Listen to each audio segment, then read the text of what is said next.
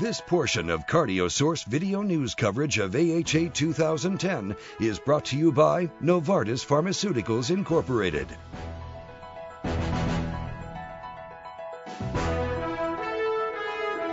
I'm Deepak Bhatt with CardioSource, and I'm here with Dr. Chaudhry from Yale University to discuss a very interesting study on telemonitoring for reducing heart failure readmissions.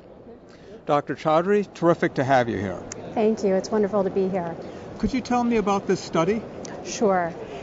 Patients who are hospitalized for chronic diseases like heart failure are a vulnerable group. In fact, heart failure patients, after being discharged from the hospital, have a 50% chance of either being rehospitalized or dying over the next 6 months.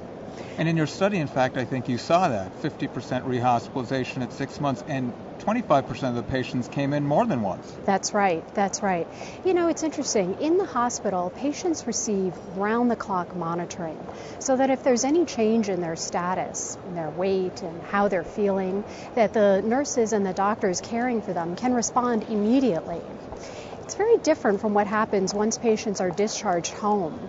Oftentimes, before they're completely well, they are then pretty much on their own to manage their medications, monitor their signs and symptoms, and decide if their condition is worsening and they perhaps need to call their doctors. Sure, and this is what's led to interest in telemonitoring. It seems like a logical thing to do. Exactly. That's exactly right. A whole industry of telemonitoring has grown up around this disconnect. So telemonitoring is a strategy to monitor patients' clinical status while they're in their own homes, and then transmit that information to their doctors, who can potentially intervene early before their status worsens to the point of requiring hospitalization. Sure. And there's a lot of pressure, of course, to reduce readmission for heart failure. I know I'm feeling the pressure to do that. And it seems to me telemonitoring would make sense. And you studied this in a randomized trial. What did you find?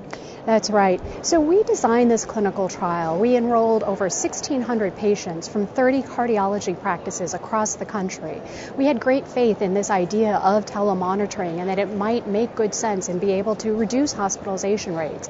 Interestingly, at the end of the study, when patients were making these daily calls, answering questions using their telephone about their heart failure symptoms and their weight, the same kinds of questions that cardiologists ask patients with heart failure when they see them in their office, we found no difference. So that patients who were making the daily phone calls had exactly the same rates of rehospitalization and death as patients who were receiving usual care.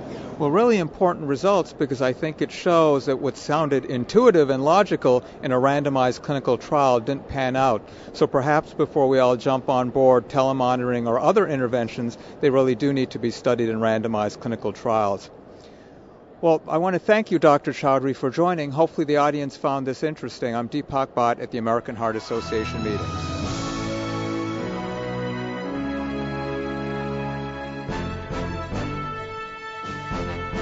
Special thanks to Novartis Pharmaceuticals Incorporated for supporting continuing coverage of CardioSource video news at AHA 2010.